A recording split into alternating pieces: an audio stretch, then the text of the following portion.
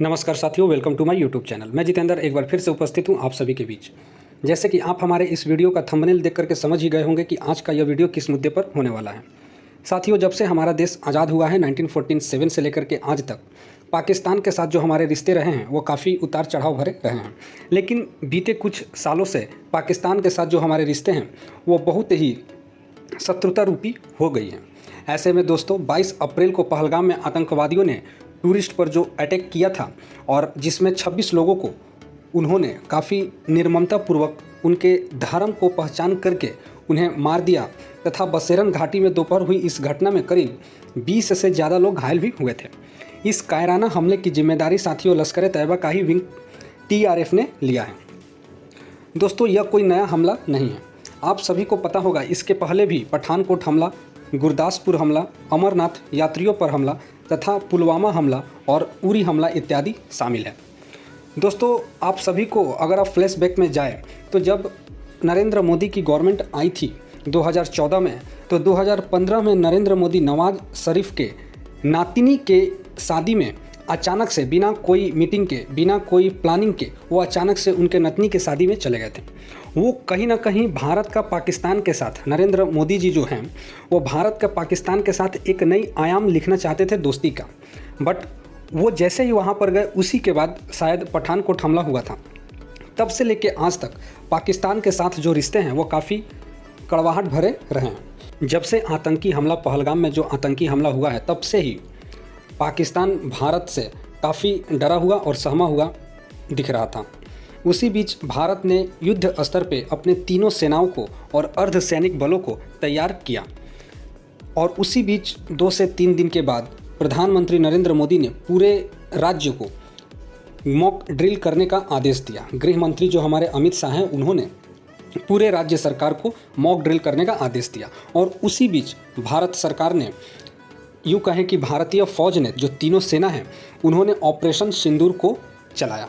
Operation सिंदूर जो है वो रात के 1 से 1:30 बजे के आसपास हुआ है। कई न्यूज़ सोर्सेस यह बताती है कि वह मात्र 23 मिनट का एक ऑपरेशन था जिसमें पाकिस्तान के कई चुनिंदा आतंकी बेस को उड़ाया गया और आतंकियों को मौत के घाट उतारा गया, जिसमें आप कई वीडियो भी देख सकते हैं। टीवी चैनल पर इत्यादि पर यह दिखला रहा था कि वहाँ पर आतंकियों के जनाजे में वहाँ की पाकिस्तान आर्मी गई हुई है। पाकिस्तान को खौफजदा करने के लिए बस ऑपरेशन सिंदूर का नाम ही काफ़ी था। साथियों, भारत ने कैसे पाकिस्तान को जख्म पर जख्म दिए यह पूरी दुनिया ने बखूबी इसे देखा है। दुश्मन के घर में घुसकर दुश्मन को मारना यह नए भारत का एक न्यू मॉडल बन चुका है। धरती हो या आसमान, हर तरफ से भारत ने पाकिस्तान और उसके आतंकियों की कमर तोड़ दी है। पहलगाम अटैक का बदला लेने में भारत की तीनों सेनाओं ने अहम भूमिका निभाई थी। ऑपरेशन सिंदूर से उनका जोश हाई था। साथियों, पाकिस्तान में इसके पहले भी कई सारे ऑपरेशन किए जा चुके हैं, एयर स्ट्राइक भी हो चुकी है। ऐसे में सेना के बीच अचानक मोदी का जाना पाकिस्तान के लिए किसी सदमे से कम नहीं था। दोस्तों, ऑपरेशन सिंदूर खत्म होने के बाद नरेंद्र मोदी ने वही बेस पर गए हैं जिस बेस को पाकिस्तान आर्मी ने बोला था कि हमने इसे तबाह कर दिया था, जिस बेस का नाम है, पंजाब में स्थित है, जिसका नाम है आदमपुर एयर बेस। साथियों, इसी बीच जब भारत और पाकिस्तान के बीच में वार शुरू हो चुका था तो ऐसे में टर्की ने खुल करके भारत के विरोध में जाकर के पाकिस्तान के साथ खड़ा हो गया। ये वही टर्की है साथियों जिसमें 2 साल पहले 2023 के आसपास में एक भूकंप आया था। दोस्तों, टर्की से ज़्यादा नमक हराम मैंने आज तक किसी भी देश को नहीं देखा, शायद आपने भी नहीं देखा होगा। 2023 में टर्की में भूकंप आया था जिसमें 44,000 से अधिक लोगों की मौत हुई थी। पूरी दुनिया से किसी ने भी इतनी जल्दी उन्हें राहत सामग्री नहीं पहुंचाई थी जितना पहले भारत ने पहुंचाया था। फिर भी टर्की ने किया क्या, आप सभी को पता होगा। हम इंसानियत के नाते किसी भी देश का मदद के लिए हमेशा से तैयार हो जाते हैं और सामने वाले मजहब देखकर यह डिसाइड करते हैं कि हमें किस देश को मदद पहुंचानी है। यही भारत की एक सबसे बड़ी ताकत है जो उसे हर एक कंट्री से अलग बनाती है। चाइना साथियों हमेशा से भारत के खिलाफ पाकिस्तान के सपोर्ट में खड़ा रहा है, इसमें कोई दोष नहीं है, कोई दोहराई नहीं है। लेकिन टर्की को अभी 2 साल पहले ही भारत ने जिस तरीके से राहत सामग्री दी है और उसके खिलाफ उसने भारत के खिलाफ ही ड्रोन भेजे थे कि भारत के ज़मीन को तुम तहस नहस कर दो, लेकिन भारत के ज़मीन पर S-400 जैसे विशाल यंत्र रहने के कारण पाकिस्तान से आए हुए सैकड़ों ड्रोन को ऊपर में ही मार दिया गया। साथियों, यह 2 से 3 दिन में जो वार हुआ था, पाकिस्तानी मीडिया यह बता रही थी कि पंजाब के आदमपुर एयरबेस को हमने पूरी तरह से तबाह कर दिया। ऐसे में ऑपरेशन सिंदूर के बाद पीएम मोदी मंगलवार को अचानक पंजाब के उसी आदमपुर एयरबेस पर पहुंचे। ऑपरेशन सिंदूर के नायकों से पीएम मोदी ने सुबह सुबह मुलाकात भी की। जैसे ही पीएम मोदी आदमपुर एयरबेस पहुंचे, वहां जोशीले जवानों का जोश और हाई हो गया। सबने पीएम मोदी के सामने ही भारत माता की जय और वंदे मातरम के नारे लगाए। उनके चेहरे की चमक बता रही थी कि कैसे ऑपरेशन सिंदूर के बाद उनका जोश हाई है। साथियों, इन तस्वीर को शेयर कर पीएम मोदी ने यह भी लिखा है कि आज सुबह सुबह मैं वायुसेना स्टेशन आदमपुर गया और हमारे बहादुर वायु योद्धाओं और सैनिकों से मिला।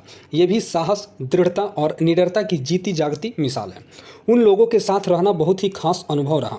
हमारे देश के लिए किए गए हर काम के लिए हमारे सशस्त्र बलों का सदैव आभारी है। यह एक बात जानना जरूरी है साथियों कि भारत के ऑपरेशन सिंदूर के बाद 9 और 10 मई की दरमियान रात को ही पाकिस्तान ने जिन एयरफोर्स स्टेशन को निशाना बनाया था, उनमें आदमपुर भी शामिल था। ऐसे में पीएम मोदी का यह दौरा पाकिस्तान को सीधा संदेश था कि तुम्हारे हमले से हमारा बाल भी बाका नहीं हुआ है। दोस्तों, टर्की का अब भारत सरकार ने अपने हिसाब से बहिष्कार करना स्टार्ट कर दिया है। ऐसे में अब देश भर के भारतीय व्यापारी का भी जो व्यापारी है वो लोग भी टर्की के व्यापार को बाइकआउट कर रहे हैं। देश भर के व्यापारियों का प्रतिनिधित्व करने वाले शीर्ष संस्थान confederation of all India traders CAIT ने बुधवार को भारतीय व्यापारियों और नागरिकों से पाकिस्तान को खुले तौर पर समर्थन देने के जवाब में टर्की और अजरबैजान की यात्रा को पूरी तरह से बहिष्कार करने का आह्वान किया है। साथियों, भारत पाक तनाव के बीच टर्की का बहिष्कार 250% बढ़ गई है वहां की बुकिंग कैंसिलेशन। जो टूरिस्ट प्लेस है टर्की और अजरबैजान, वहां पर कम से कम 250% बुकिंग जो है वह कैंसिल हो गई है। दोस्तों, पहलगाम हमले के बाद कुछ ऐसे कदम हैं मोदी सरकार की जो देश आज़ाद होने के बाद पहली बार लिया गया है। यानी कि पाकिस्तान के साथ युद्ध हुए 1999 में, 1971 में, उस समय भी ऐसे कठोर कदम नहीं लिए गए थे। साथियों, पहलगाम हमले के बाद सिंधु जल संधि को निलंबित किए जाने का भी जिक्र हुआ है। प्रधानमंत्री ने वैश्विक समुदाय को संदेश देते हुए भारत की नीति भी दोहराई है कि अगर पाकिस्तान के साथ बातचीत होगी तो केवल आतंकवाद पर होगी। अगर पाकिस्तान के साथ बातचीत होगी तो केवल पाकिस्तान के कब्जे वाले कश्मीर पर होगी। अगर पाकिस्तान के साथ बातचीत होगी तो सिर्फ और सिर्फ POK पर होगी, कश्मीर के मुद्दे पर होगी और आतंकवाद के मुद्दे पर होगी। क्योंकि एक साथ ट्रेड और आतंकवाद नहीं चल सकता, ऐसा नरेंद्र मोदी ने खुले लफ्ज़ों में पूरे विश्व को समझाया है। तो दोस्तों, आज के इस वीडियो में हम लोगों ने पाकिस्तान के कायराना हरकत तथा टर्की को भारत सरकार तो अपने हिसाब से टर्की को जवाब देगी ही, लेकिन भारत के तमाम व्यापारी संगठन में भी जो टर्की और अजरबैजान को उनको औकात दिखलाने का काम किया है, इसके लिए मैं दिल से सैल्यूट करता हूं। यहाँ तक कि भारतीय व्यापारी जो टर्की से सेब आते हैं उसको भी बाइकआउट कर दिया है। भारत देश के तमाम ऐसे व्यापारी जो टर्की से व्यापार करते थे, उन सभी को उन्होंने बाइकआउट कर दिया है। दोस्तों, यही होती है असली ताकत। जब भारत किसी भी कंट्री के साथ युद्ध के हालात में खड़े हो तो आम नागरिक का भी फर्ज बनता है कि हमारे देश की जनता, हमारे देश के सरकार, हमारे देश के फौज के साथ खड़े हो जाएं। क्योंकि देश रहेगा तभी हम लोग राजनीति कर पाएंगे, देश रहेगा तभी हम लोग अपने घर पर सुरक्षित रह पाएंगे। दोस्तों, बीते दिनों पाकिस्तान के साथ जो हमारे भारत का इतना तनावपूर्ण माहौल बना हुआ है, ऐसे में भारत में भी कई छोटे छोटे गद्दार भरे पड़े हैं जो पाकिस्तान के लिए उनका प्रेम समय समय पर उजागर होता है। इतना होने के बाद भी भारत में कई ऐसे स्नीपर सेल्स जैसे छोटे छोटे लोग हैं जो पाकिस्तान प्रेम को लेकर के अपनी आवाज़ उठाते रहे हैं। इनको भी सामने करके इनको सज़ा दिलाने का काम हम आम नागरिकों का ही है। इन्हें पकड़ करके सरकार के पास अपने निजी थाने में देने का काम हमारा और आपका ही है। दोस्तों, जल्द ही मिलते हैं किसी नेक्स्ट वीडियो में, तब तक के लिए धन्यवाद।